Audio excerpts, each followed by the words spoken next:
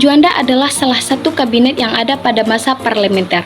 Kabinet ini merupakan kabinet yang dipilih juga oleh Insinyur Soekarno.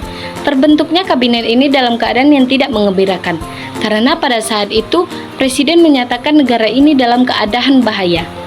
Bahaya karena partai politik melakukan dagang sapi untuk merebut kekuasaan. Sejak terjadinya perebutan kekuasaan, maka Insinyur Soekarno membentuk Zakin Kabinet. Zakin Kabinet yaitu kabinet yang terdiri dari para pakar yang ahli dalam bidangnya masing-masing. Zakin Kabinet juga dibentuk dengan alasan lain, yaitu karena kegagalan konstitute dalam menyusun Undang-Undang Dasar pengganti Undang-Undang Dasar 1950. Dan ini adalah salah satu foto beserta keanggotaan Kabinet Juanda. Boleh dilihat.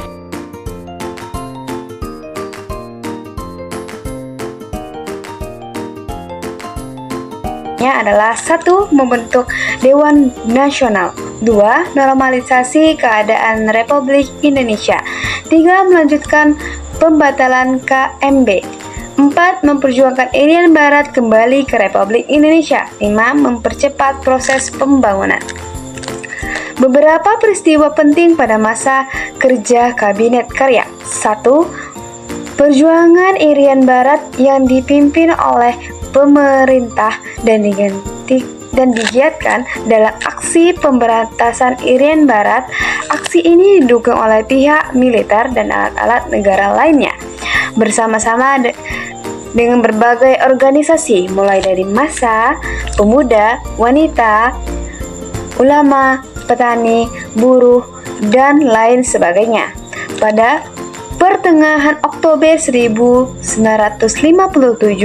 dibentuklah suatu panitia dengan nama Panitia Aksi Pembebasan Irian Barat yang mempunyai cabang-cabangnya hingga daerah-daerah tertentu.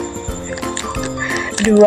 Pendirian Gerakan Perjuangan Menyelamatkan Negara Republik Indonesia pada tanggal 10 Februari 1958 dengan Husein sebagai ketuanya. Tujuan gerakan ini adalah menuju Indonesia yang adil dan makmur. Gerakan tersebut mengirimkan ultimatum kepada Kabinet Karya yang berisi 1. Pembubaran Kabinet Karya dan pembentukan Kabinet Kerja bercorak nasional di bawah pimpinan Hatta dan Hangkubuwana.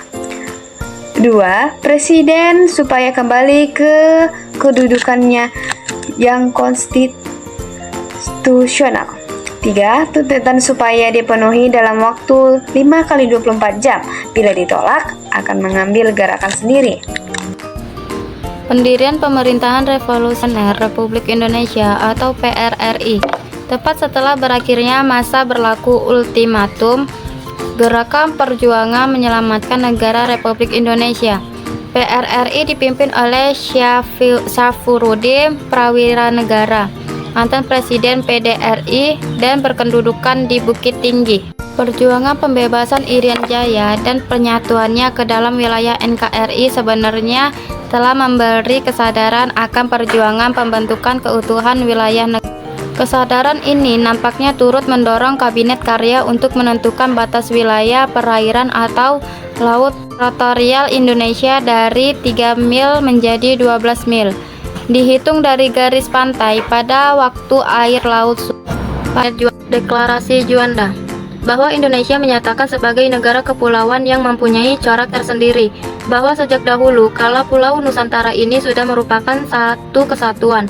Ketentuan Ordonasi 1939 tentang ordonasi dapat memecah belah keutuhan wilayah Indonesia. Dari deklarasi tersebut mengandung suatu tujuan: A. Untuk mewujudkan bentuk wilayah kesatuan Republik Indonesia yang utuh dan bulat. B. Untuk menentukan batas-batas wilayah NKRI sesuai dengan azas negara kepulauan. C. Untuk mengatur lalu lintas damai pelayaran yang lebih menjamin keamanan dan keselamatan NKRI. Kabinet Juanda. Pada tanggal 5 Juli 1959, Presiden Soekarno mengeluarkan dekret presiden, maka bangsa Indonesia kembali ke Undang-Undang Dasar 1945.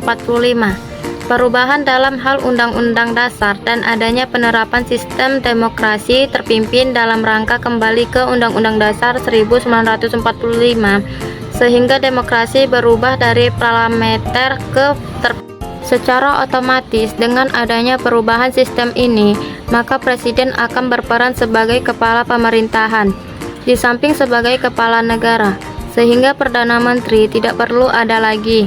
Maka, Senin pada tanggal 6 Juli 1959, sehari setelah dikeluarkannya dekret presiden pada tanggal 5 Juli 1959, Juanda dan Kabinet Karya mengembalikan mandat kepada presiden.